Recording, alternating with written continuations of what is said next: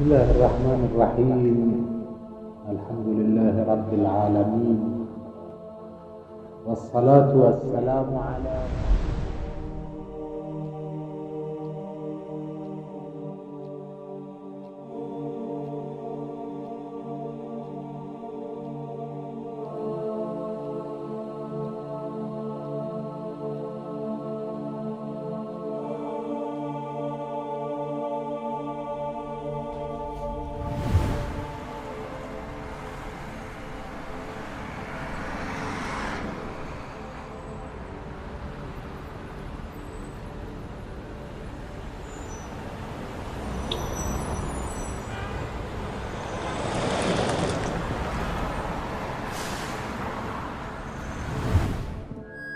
كل ما لا يوافق الكتاب أو السنة خطأ.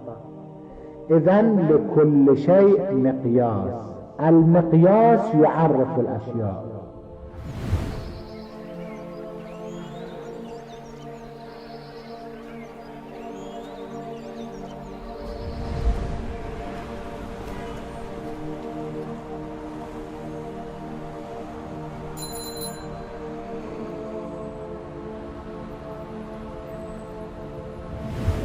واضطر أن يدور معه ويتبعه أينما ذهب الإمام علي، كما في حديث آخر النبي التفت إلى بعض أصحابه إلى أبي ذر وقال: يا أبا ذر، إن سلك الناس واديا وسلك علي واديا فاسلك أنت الوادي الذي يسلكه علي.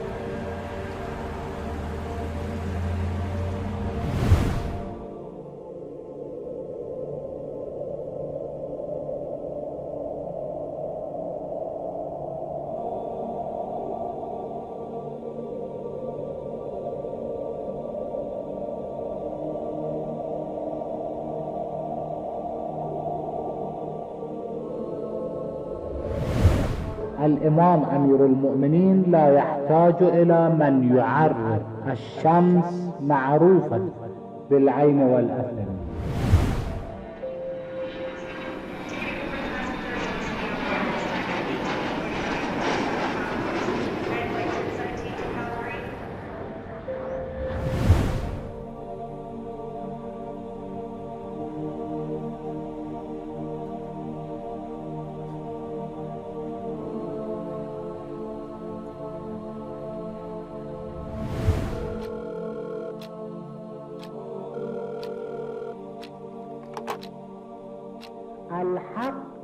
مقياس لكل شيء. إنسان يتكلم في الدين نقول له ليس معك الحق أو معك الحق.